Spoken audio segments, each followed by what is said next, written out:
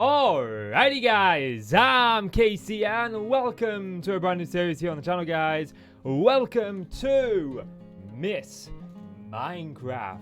Minecraft is super simple. This is the tutorial series that is going to guide you through Minecraft and help you understand how this game plays. Now, this is very similar to Pixel Riff's Minecraft Survival Guide and Wattle's Minecraft Guide. However, we are going to put our own little spin on it. Each episode is going to be divided down into two segments. We are going to look at the beginner or the noob way to do the said thing in the episode, and we're also going to look at a more professional or more in-depth way at looking at it.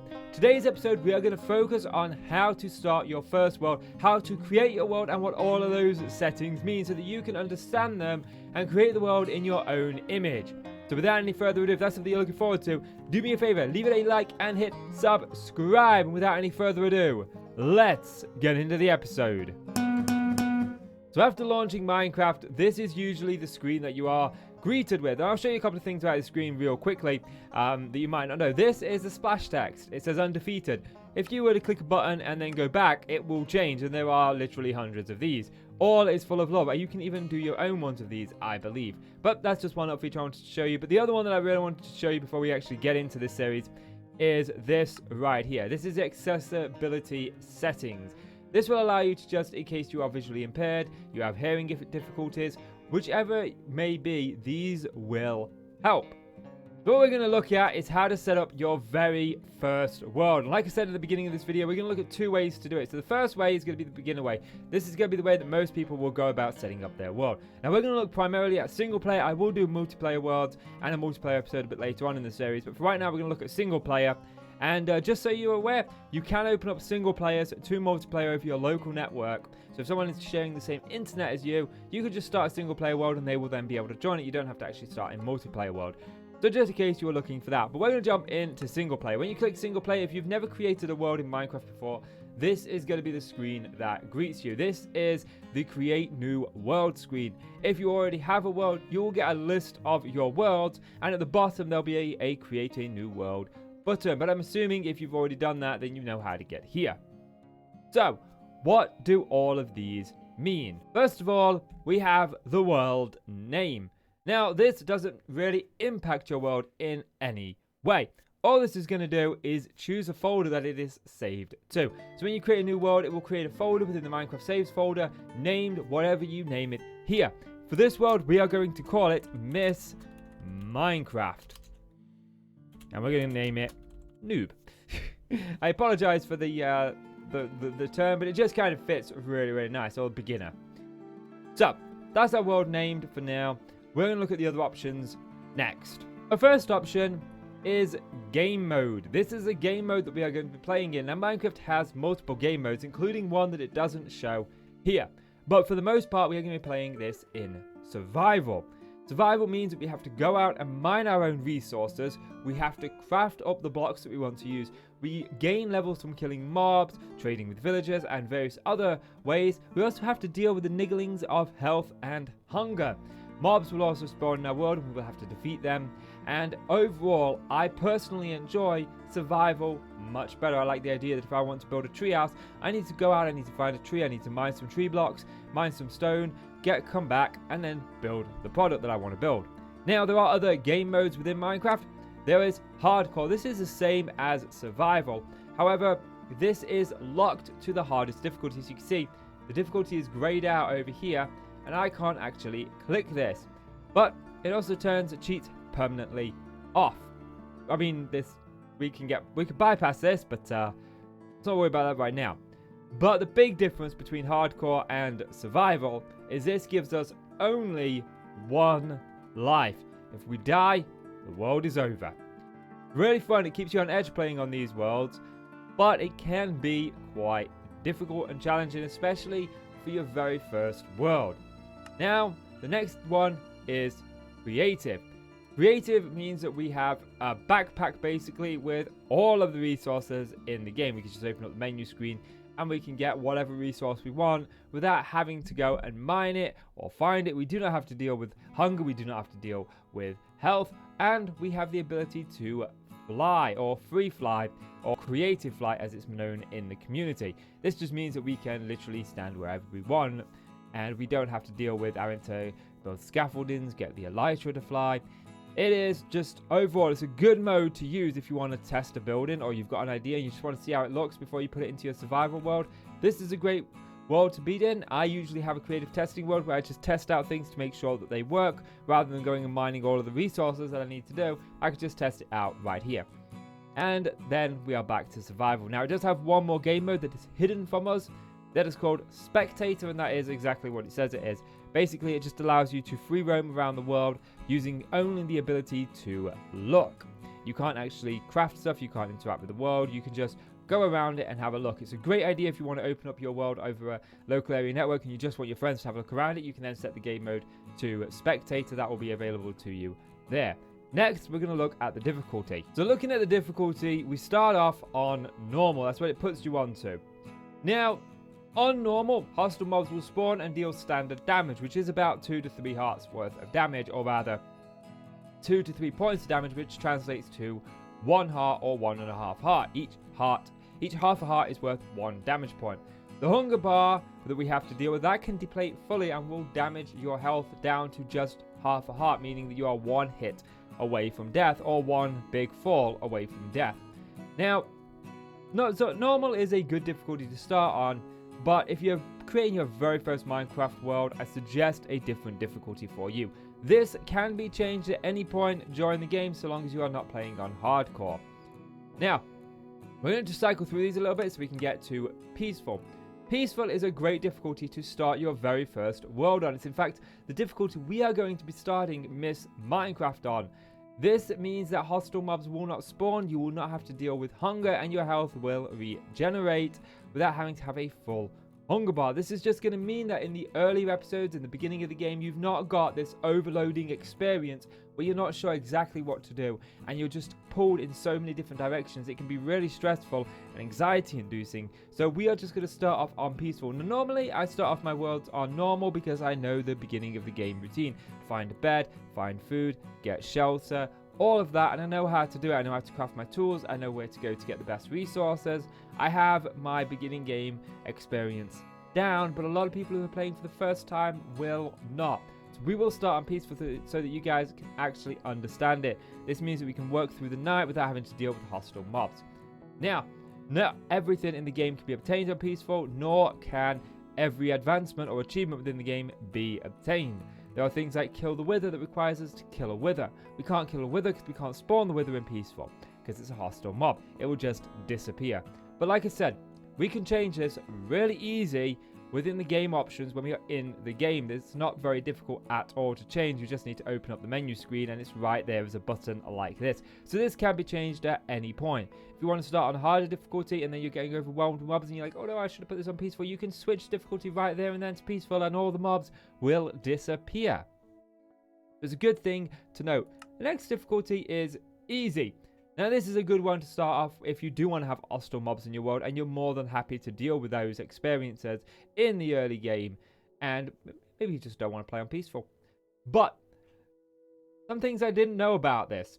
So when you're on easy, the hunger bar will deplete and will damage the player, but only down to 5 hearts, giving you half your health, which is something that I didn't know. But there are mobs in the game that can also cause poison, like cave spiders and bees, and wither can cause a wither effect, which is a more deadly poison. But on easy, if your hunger is completely drained, these status effects cannot be inflicted. I did not know that. That is something I did not know until doing my research for this. Now, the other big change with this is the fact that zombies and skeletons don't wear armor. On harder difficulties they do, and you can even kill them while they're wearing the armor and get the armor off of them. It's a good way to get some armor in the early game if you haven't been able to craft any up yet, but the drops are quite low, so it's not reliable. But I didn't know that either. And the one thing I did know is zombies can break down wooden doors, but on easy and on normal they cannot. So if you want to keep your base protected with a wooden door instead of an iron door, then easy or normal is a difficulty for you. And also, the damage done is only 1 or half a heart to 2 or a full heart. So easy is half a heart, 1 heart damage per hit, whereas normal is a full heart or 1.5 hearts worth of damage. Now the next difficulty is hard, and like this mode test suggests, that this does actually make the game considerably harder. The hunger bar, like in the other difficulties, can deplete, damaging the player until they die. So you can die of hunger if you don't eat in hard mode. But zombies can break down wooden doors, and spiders that spawn within the game can have potion effects on them. Things like speed, strength, regeneration, and invisibility. And yeah. And then there's the fact that villagers, we will need these for trading with later on in the game. If they are hit by a zombie, they will turn into a zombie villager 100% of the time, as opposed to just now and again on the other difficulties. It's actually really good to have hard mode on when we want to do villager conversion later on in the game. And we will switch to hard mode as the game progresses, because it's a more better version of the game. To be honest, in my opinion, it's a superior difficulty. But because this is Miss Minecraft and Minecraft is super simple, we're not going to worry about that too much. Now the next 2 options we're going to cover in this one segment. We're going to look at allow game cheats, and we're going to look at data packs. Now, allow game cheats just means that we can use the / command within the game. This allows us, if we look at game rules right here, you can see there are a bunch of different game rules. This just allows us to be able to turn these on and off within the game, but it also allows us to do cheaty things like give ourselves a bunch of diamonds, or give ourselves end game equipment if we wanted to. Now, I don't like to use cheats for that purpose, but I do like to put them on because, like I said, there are various game rules in here that we might want to change a little bit later on to make our game a little bit more customizable that isn't considered cheating in the wider community. Now, when it comes to cheating, I stand by my statement on cheating, that a game is intended to be played the way you enjoy playing it. So if you enjoy playing with certain game rules changed from the default and you are having fun, then you're playing the game right. If you like to give yourself items because you don't have enough time to dedicate to it and you do want the experience of survival and that's how you enjoy playing it, then by all means go ahead and do that. Game is meant to be played the way you enjoy playing it the most, as long as what you're doing isn't interfering with how other people play it. Don't go playing as a hacker on Call of Duty and killing everybody else, because then you're ruining the experience for everybody else just so that you can enjoy it. But this is your own private world, and you should be able to enjoy it how you want to enjoy it, and no one should be able to say, oh, you're cheating, just because you're using these cheats. Now, when it comes to data packs, which is the next thing we're going to cover on, we'll come back to cheats when we look at game rules in a little bit more detail, but data packs allow us to add little, like, slightly game-changing mods to the game. I like to call them mods, even though they are technically not mods. What these allow us to do is things like, for example, we need 4 wood to craft a crafting table within Minecraft. That's how we get our crafting table to be able to craft better and bigger things. I could change that recipe using a data pack to be requiring 4 stone, and so on and so forth. So I could change recipes, I could change mobs, I could change various different things, and this is a whole rabbit hole in its own, so we're not even going to touch that. But know that you can add data packs to the game at any point after you have opened up your world. You do not have to add them before the world, you can do this. And the same with pretty much anything that we do here, anything can be changed at any point. It's not set in stone pretty much. So now we are going to look at game rules. Game rules are an interesting complication of rules. Now, we're not going to look at all of them because most of them are self-explanatory. And if we put allow cheats on, we are able to change these at any point within the game if you decide that, oh, you know what, actually, I wish I would have changed that at that given point. But also, if you start your world with allow cheats off, don't worry. If you do want to change some of the game rules later on, there is a workaround, a fairly easy workaround to be able to enable this. It doesn't take too much, and you don't even need to use an external program. You can do it all within Minecraft itself. Now, we're just going to look at a couple of these for example. Now, some of the first ones that you might want to consider changing are these ones. Deal fall damage. This means that when we fall, we will take damage. Now, you can fall a few blocks. I think it's like 3 or 4 without taking damage. But any further, it will deal half heart damage per extra block traveled or something like that. You can turn this off in the early game if you just want to make sure that you are taken care of. Fire can burn you. Freezing is something I haven't experienced yet. It's relatively new in 1.8. But the main one that you might want to change is this keep inventory after death. If you're playing, especially your very first world, dying is something that is going to happen quite often to you, especially when you're dealing with mobs and you're trying to just balance everything in the early game. So turning this on means that when you die, you will respawn with your entire inventory. Again, if you're only learning to play Minecraft, this might be a good way to learn to play Minecraft. I remember when I played modern Minecraft, I started in a pack called Sky Factory. You start on 1 block, and that is it. The whole world is void after that, and you build up from that 1 block. So you can fall off that 1 block, you can die, and you can lose everything. And so this just made it a little bit easier for me to learn all about modern Minecraft, and it could make it easier for you to learn about vanilla Minecraft if you so desire. I'm not going to play with it on, but it's just one that I wanted to point out. The next thing that I want to look at is mobs here. First of all, we've got disable raids. Now, later on in the game, we're going to get attacked by various Pillager Patrols. They will give us a status effect, which will mean that if we were to enter a village at that point while having that status effect, it is going to start a raid, and we will have to fight about 10 waves of enemies straight after one another, and they are quite difficult. So this might be good to turn on, and we can always turn it off later if we want to. I'm just going to leave it be though. Now, the next one I want to talk about is entity cramming. This is how many entities can occupy 1 block of space at any given time. So right now, 24 mobs can be inside of 1 block, and it'll be perfectly fine. If there were 25 to be in there, they would start taking damage until they were only 24 in there. Now, this is useful in various farms, but it's also very annoying in other farms. I like to just put this at a ridiculously high amount. I think you can put it at 0 to turn it completely off, but I'm going to leave it at 24 for the sake of this series. The next one we're going to look at is spawning of mobs. Now, particularly, we're going to look at just the ones here, these 3. We're not going to bother about spawning mobs. We do want mobs to spawn. That is something that we want in our world. But what about spawning phantoms? Phantoms spawn if you gain an effect called insomnia, which is created by simply not sleeping for several days in a row.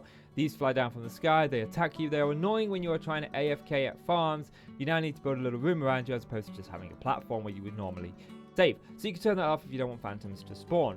And again, Pillager Patrols, we talked about this disable raids here earlier on. Well, Pillager Patrols are where you gain the effect to be able to combat raids. Don't worry if any of this is confusing you. We will talk about it more in detail in that given episode. I'm just trying to give you an overview. But again, like I said, you can always turn this on or off at any given point. Don't worry too much about it.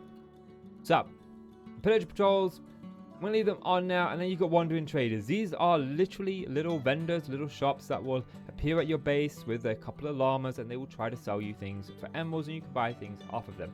They are annoying, I will say. They don't usually have very good stuff, but we can change that with the data pack later on if we so desire.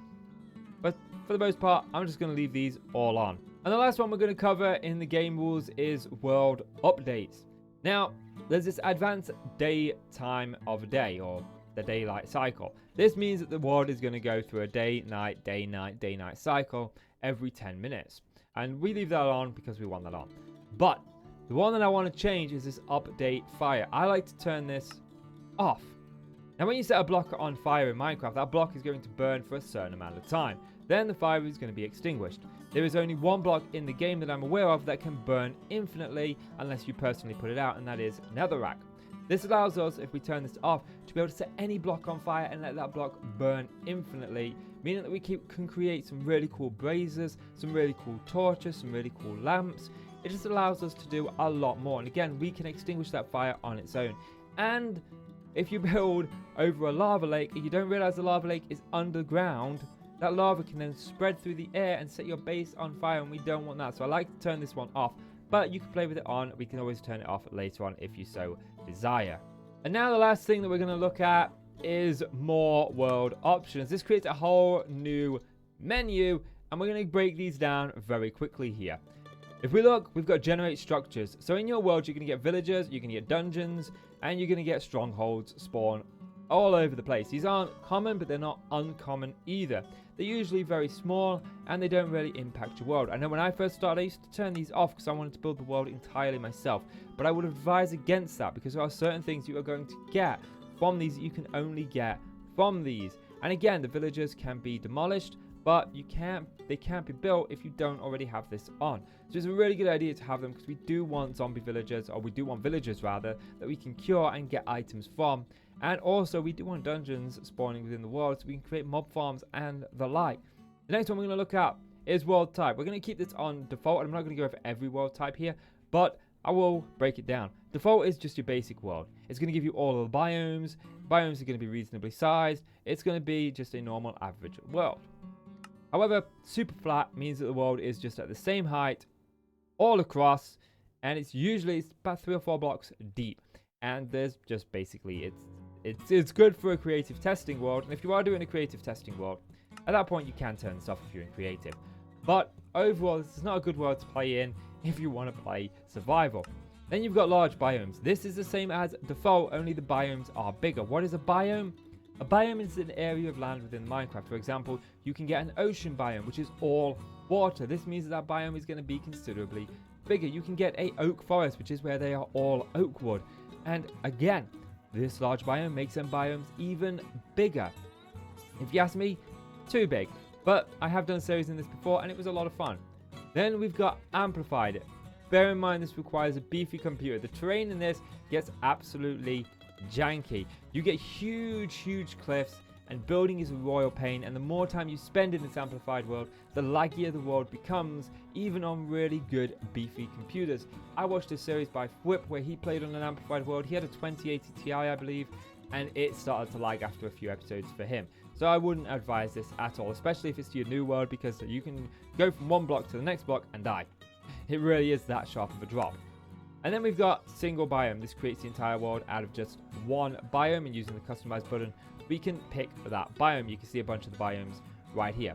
Obviously, we don't want just one biome. We just want a default world type. And now the last thing that we're going to look at right here is the bonus chest. Now, this is a great thing to turn on if you are playing for the very first time. This will give you a chest somewhere around the start with a few starting items in it. Typically, you get a tool or two, you get a couple of apples for food, you get some torches, and a couple of other blocks, sometimes a couple of building blocks. It's just great to get you started in the early game. I'm going to play with it off because I want to show you guys everything from scratch, but it's perfectly okay to play with that on. It just gives you that little bit of a oomph. And the very last thing we're going to look at is this big black box at the top right here. This is a seed. Our world is made from seeds. And when we get into how to look at this more professionally, then we are going to look at actually picking a purpose-built seed. But know right now that this can be a string of letters, a string of numbers, or a mixture of the two. And this is going to decide how your world generates. As it says there at the bottom, we can leave it blank for a random seed. Now, you can go on the internet, you can find purpose-built seeds that'll give you all of the biomes very close together. A seed that spawns you in a village, a seed that spawns you in the dungeons. You know, you can get purpose-built seeds for anything. But if you leave it blank, you'll usually get your own random seed. Or you could just type in your name and use that as a seed. It will convert the letters into numbers, and it will give you a unique world that probably nobody else has. But again, this can be pretty much anything. We're not going to look at that too much right now. So once you're ready to create your new world, all you've got to do is hit that create new world button. What this will do is it will start applying thermal paste to Minecraft. Well, that's what this always reminds me of. And it'll start loading up your world. And after a couple of minutes, your world will be loaded up. This is where we have spawned in our Miss Minecraft world. World may take a little bit of time to load up, but it is a lovely world, and now we can go about playing the game as we want to. So that was the beginner way that we can do it using only the tools within Minecraft. Now, I want to show one real thing. If you already have worlds and you want to create a new world, the create new world button is right here. Now, we're going to get into how to do this if you're a bit more of a pro. So I've gone ahead and I have set up the world as is. This is one we're going to be mainly playing on for this series moving forward, but we're going to look more in the professional way at this seed and what the seed actually means. Different seeds will generate different worlds, but we can actually pick a unique seed for our own world using some external tools. That's why it's professional, because we have to go elsewhere outside of Minecraft to do this. Now, I have breezed over this import settings. This just allows you to import settings from a previously built world. It's not important, and I don't think we're going to use it, so we're not even going to touch it. But we are going to look at how to pick a good seed for your world. For that, we are going to head over to our favorite internet browser and our favorite internet search engine. Okay, maybe I'm just annoying people doing that. Let's Bing it instead of Googling it on Microsoft Edge, because it is far superior to Google Chrome, said nobody ever. But anyway, I'm going to search for chunk base. And what this is going to do is it's going to lead me to this website. I will link this website down below if you just simply want to click it. We'll just accept all the cookies for now. It doesn't really make much of a difference. And this is a website that we are going to use to make things a little bit easier for ourselves. And you might not understand everything going on this website, but we're just going to go to apps. And what this does is it allows us to look at these things right here. We can use this to find various different things using our seed.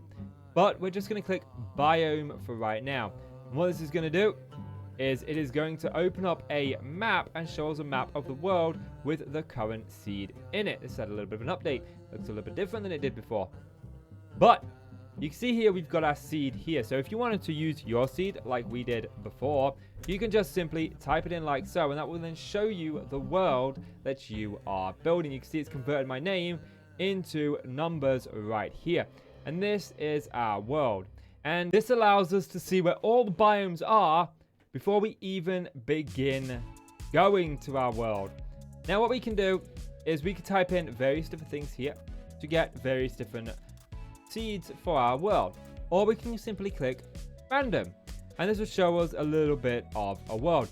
And you can see if we just hover over it, this is a biome. It says down here, over here where my mouse cursor is now, when I highlight over it, it shows us the biome is Badlands. And we can see pretty much what our world is going to look like before we even step foot in our world. Now we can click highlight biomes, and in this box we can search for a different type of biome. Say we want to start in a forest biome, we can do that, and we can see where all of the forest biomes are. We can even add to this, or we can subtract away from this. Now it can show cave biomes too, which is something I hadn't seen before. Lush caves here, so we can find all of the new caves that we want to find within Minecraft.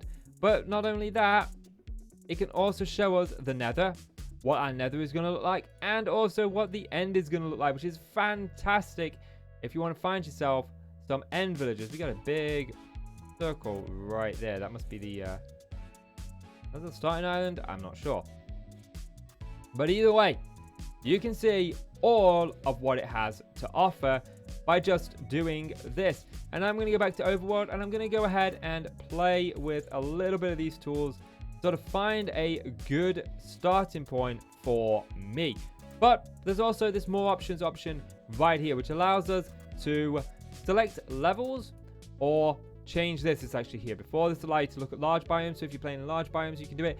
And if you're playing on bedrock, you can even do it. That's new. I didn't know this did bedrock before. So play around with these options, keep clicking random until you find a seed that you actually like. So I found this seed, and this seed I really do like. It's got a nice variety of biomes, especially this big Badlands biome in the middle, which is, I think, a mesa. So it's going to be quite interesting to use this seed. So all I'm going to do is I'm going to go here. I'm going to right click and copy, or you can hold control and press C to copy it. And then I'm going to go back into Minecraft, and then you can't right click to paste into the world generator. So we need to paste it in a different way. You can type it in yourself if you want to remember it. But if you hold control on your keyboard and then press V, that is the same as right clicking and pasted. Control C copies, Control V pastes. And there we do, we have our world, and then we can create a new world, and this is going to create us our own custom world where we have seen where all the biomes are going to be, and we're not going to get just a random one that we haven't seen before. And there we are, our world has been generated. If we press F3, we can see our coordinates. We're at -2 and 9.5. The middle one is just our up and down coordinates, but we'll worry about that a little bit later on. I just wanted to get those coordinates very briefly. So back on here, we were at 2.5. I'm just going to put 2 in. And we were at 9 right here. So I'm going to put these in the X and the Y, and I'm going to click go. And that's going to show me exactly where I am on the map that I chose. Which, for me, is right near this little pond, which goes around this. Oh, we could build some villages around these ponds right here. We've got a nice little savanna. We've got this jungle. We've got a forest, a birch forest. We've got quite a few nice biomes around here, and I really do like this seed, and I'm shocked that it only took me literally 3 or 4 tries to find the seed. Usually I'm here for a good, half an hour looking at different seeds, going, ooh and ah, maybe not. But this one, I'm really, really happy with this one, especially we got this nice little lake right here with all of these different biomes around the outside. I think we're going to have some fun in this series. So guys, that is going to do it for episode 1 of Miss Minecraft. Minecraft is super simple. I'm going to do accompanying short videos to try and explain these in very brief, very quick details if you guys want to check those out as well. Or maybe you want to check out a couple of my modded series as they're really fun and I'm really enjoying making them. So go ahead and check those out on my channel. But guys, that's going to do it. I hope you learned something new from this, and I hope this sets in style and motion the way that future episodes in this series are going to be. We're going to look at 2 different ways to do the exact same thing, a more professional way and then a more noob or more beginner way for those who are just getting into the game. And don't worry if you're just getting into the game, Minecraft can be very complicated and a very scary game to get into because there's a lot to get into. But we will cover all of that, and I'll try and make it as simple as I possibly can and as easy to follow as I can as well.